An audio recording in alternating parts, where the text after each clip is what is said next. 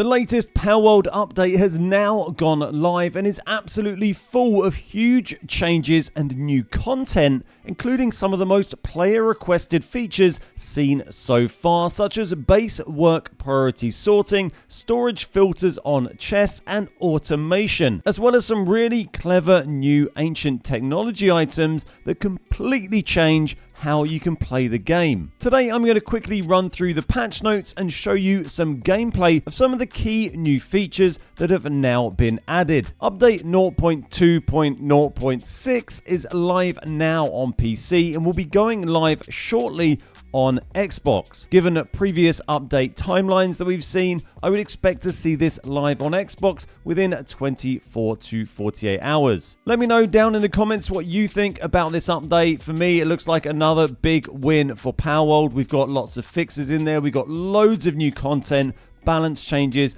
and lots of really positive stuff. I'm still looking forward to when we can get dedicated servers on Xbox, but it seems like another big step forward for the Palworld community. So on to the official patch notes. First up, we talk about the new raid boss. So this is a new big boss that you can summon using the new item, the summoning altar. This is unlocked as ancient technology. It's on your ancient technology list at level 33. You then have to use slabs at this and you can summon a raid boss, which you then fight using your base pals. So big old special fight with a huge hard boss using your base pals rather than the pals in your pocket. You can't capture these bosses and they can drop eggs when you defeat them. We then go on to see a load of new items added. A lot of these are under ancient technology and some of the ones you can find in chests around the world or in dungeons. First up, the training manual items. These you're going to find in chests around the world and other random loot locations. You basically use these and they give experience points to your pals to level them up. The ancient technology manual is another new item that's been added. You can find these in dungeon chests and this will give you ancient tech points. Going to be pretty useful, especially now we have quite a lot of new stuff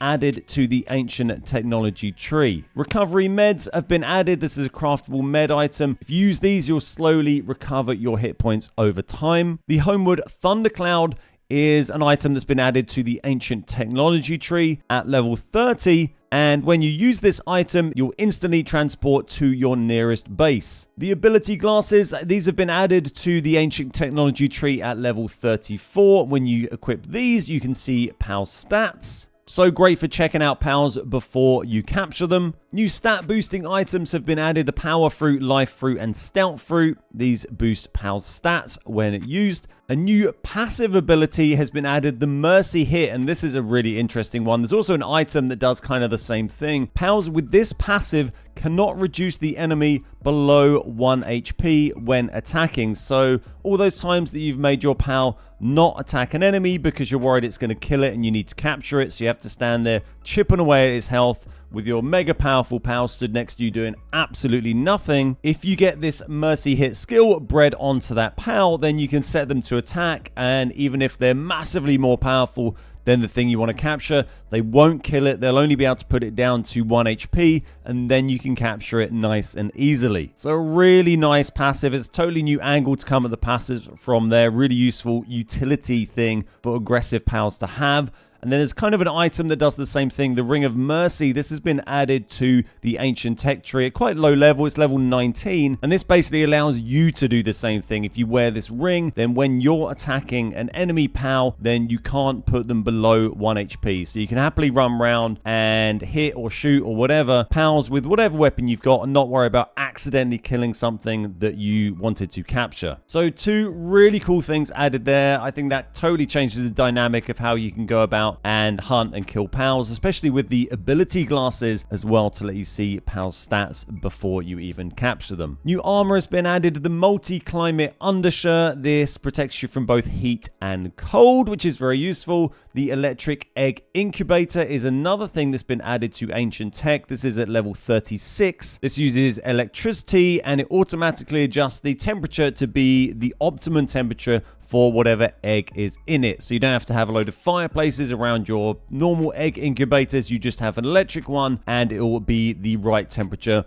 all the time. Another thing that's been added to the ancient technology tree is the ore mining site, and there's actually two of these. There's a level 1 and a level 2. The level 1 is at ancient technology level 15, and the level 2 mining site is at ancient technology level 31. Now they work just like the stone pit or the trees or whatever, so your pals at your base can go there and harvest ore from a infinite resource of ore at your base. Two different tiers of it, and that are a bit more effective the higher you go. Down to some interesting utility stuff for pals here. The Kelpsea can now produce pal fluids at the ranch, and the Domod can now produce high quality pal oil at the ranch. So really nice additions there. There's already quite a bit of cool stuff that pals can produce in the ranch, and I think pal fluid and high quality pal oil were certainly two of the things that people wanted to see added. I have done a guide in the past on the ranch. I'll probably do a new one now because they've changed a little bit since I did that. So if you want to check that out, have a look, but there'll be a new one coming soon. You can now get weight reduction on metal ore when you're riding the Surf and Terror, which is really nice. I'm not sure we had any weight reduction stuff in the game before. This is very Ark-y. If you ever played Ark, there's a lot of stuff in that where when you're using a certain tame, a certain dinosaur, it will reduce the weight of certain things you carry or it carries. So that's a really nice direction for them to go in, I think. So if you want to do some ore farming,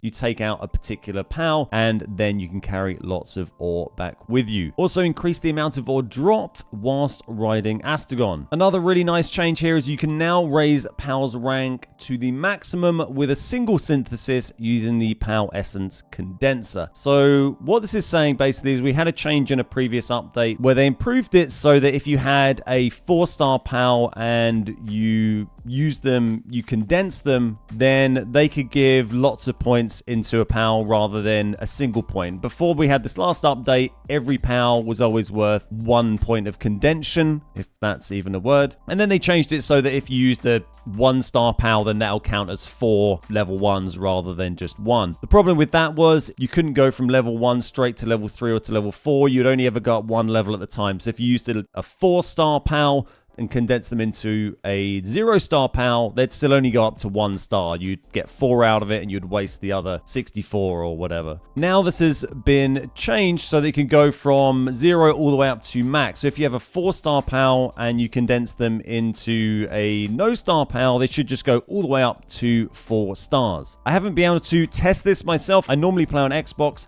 so I've just got a new save I rocked up this morning on PC to have a look at some of these things. But that's the impression that I get. I will do some further testing on this and do a new video. I've got a guide on the essence condenser already if you want to have a look on my videos for that. But I will do a new one covering these changes once we have had a bit of time to test them properly. Negative PAL statuses will now be resolved after spending time in the PAL box, which is great. So pals that are having a bad time, chuck them in the PAL box and they will get better over time. On some UI related things, when you're aiming a PAL sphere, it now shows you how many of that PAL you've captured already. So 1 out of 10, which is really handy. You don't have to go into your PAL deck and check. You just wave a PAL sphere at something and it tells you 5 out of 10, 10 out of 10, whatever. And you know if you need to capture any more of those pals to hit your 10 out of 10 for the XP boost. You can now see the cooldowns of partner skills for all your pals on the main screen. Equipment and item stats are now visible on the technology screen, even if you've not unlocked them first, which is quite useful. The tutorial has been improved and renamed to the journey, which you can now show and hide in the game options. This is the stuff up in the top right-hand corner of the screen when you first play the game. Damage number display size can be changed in the game options, so you can make the damage numbers bigger or smaller. It says you might want to change these for raid boss battles, because the damage numbers can overlap and be difficult to see. Onto some player changes. Items dropped by players after death on a deady server can now be picked up by anyone after 24 hours of real time have passed.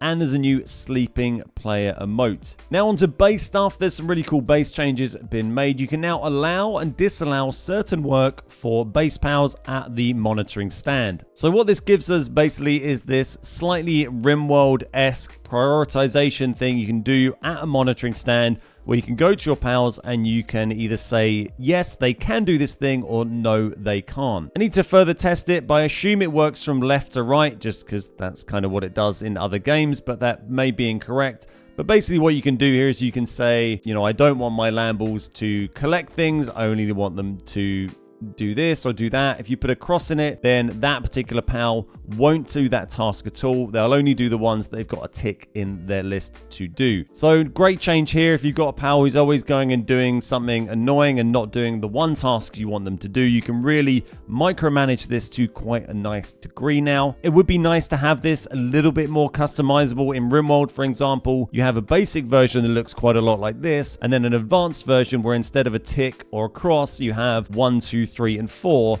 And so you can kind of set a priority order of first priority is this thing, second priority is these things, third priority is this, and bottom priority is this. So you can really micromanage it to another degree in other games, and it'd be nice to see that added as well. But this is certainly a big step forward and a very welcome change for everybody. Chest filters, another great change that's been added. You can now open up a menu to filter what is allowed or disallowed inside any chest you have. You can open up this big old list and say, these types of things can go in here, these types of things can't, and then your pals will obey those orders, so your chest can just stay a little bit more organized rather than being full of absolute junk that your pals are just chucking in anywhere they'd like. On a similar topic, crafted items can now be transported from your crafting facilities. When you craft anything, it gives you this little tick box saying allow transport, and if that's ticked, then when things are crafted in a crafting bench, your pals will come and take it and they will move it into a storage container. If you don't have this selected, then it will just stay in it and you'll have to acquire it out like normal. So another nice little change to just improve automation in your base. You can now edit your character's appearance, finally, using a new item called the Antique Dresser. This again is new ancient technology and it's available at level 24. Some small changes to building and building piece placement have been changed, been relaxed. You can now connect stairs facing upwards.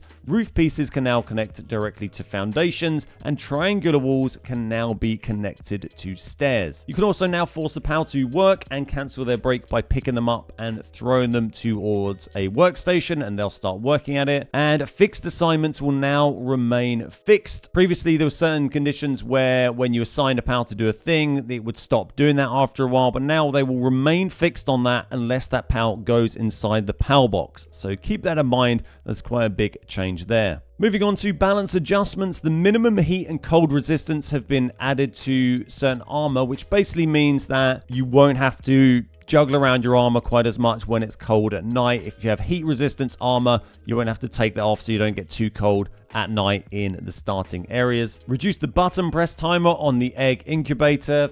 Thank you. That was very, very painful along, especially if you're playing on 0 timers on your eggs and you're just trying to record content and open a lot of eggs and you have to stand there for ages. Holding the button down, that's now a lot quicker. Now they've changed the pattern for the Jormuntide Ignis to something more unique. I assume that means the attack pattern. Added legendary blueprints for some of the firearms from specific enemies. We'll have to wait and see what those end up being when we get them. Corrected the selling price of diamonds have been adjusted. In single player, it's no longer possible to select the initial spawn point for multiplayer. What this means is if you're playing single player, you can't do the thing where you go and force a respawn by dying and then you can spawn from any of those new start points around the map. You can only respawn at your base, your fast travel points, or the initial world spawn when you first start the game. But what you can do is just play as a multiplayer save on your own, and then if you force a respawn on that, you can still do the old trick where you can respawn at the different spawn points. So you can kind of work around that. It seems a bit pointless, but that has been changed. It was a bit of a glitchy kind of janky trick anyway, I guess. The back of the starting area has been changed slightly. You can't go all the way down those steps anymore, just to help with people getting lost or stuck down there. The attack power multiplier of partner skills that increase the player's power whilst riding has been reduced from 2.0 to 1.2, so you might notice a little bit of a nerf there. Eggs now have a small chance to produce alpha powers, which is a very, very cool change. I like that. Flying and floating powers are now immune to falling damage, and there's been some shop price adjustments that are fairly ambiguous there. A few little bug fixes. Fixed a bug where treasure chests would become empty when dying in a dungeon. Fixed an issue where the effect that increases glitches. Players attack power whilst riding was duplicating and accumulating under certain conditions. Fixed an issue where players were not receiving loot when capturing powers while mounted. Adjusted the hit point of legendary power and fixed an issue where the difference in hit points between a captured legendary power and bred legendary power was too large. Fixed an issue where power would eat whilst riding, and fixed an issue where spheres thrown close to wild powers would not hit and be lost. They've also made some improvements to power molders and textures, adjusted some sound effects, and many other minor bug fixes. And that is about that. There's a few little notes there on dedicated servers and cheat prevention they've added. And it's worth pointing out there's a known issue at the moment with egg incubators where eggs can't be placed inside them. You need to destroy the egg incubator and just rebuild it, and then you'll be able to use it. Although they probably will fix this bug pretty soon anyway. So that's everything for today. I told you it was a big update and had a lot of cool stuff in it. I'm really pleased with so much of the stuff in there. I think is super interesting and really positive changes. Loads of stuff that the community's been requesting. Let me know down in the comments what you think about the patch notes. If there's anything in there you're really excited about, what's your number one, maybe your top 3 things in those patch notes? Maybe number 1 might be hard because there's a lot in there. What's your top 3 favorite things from those patch notes? And then maybe what's your biggest thing that is still missing from the game at the moment? Thanks so much for watching today. I hope you found the video useful. If you did enjoy it, then why not click like and subscribe, and go and check out some of my other Palworld videos. Like I said, I've got some more tutorials and guides coming up soon to cover some of these new gameplay features in a lot more detail. Thanks so much for watching. My name's Ben, we are the Beard Guys, and I'll see you next time.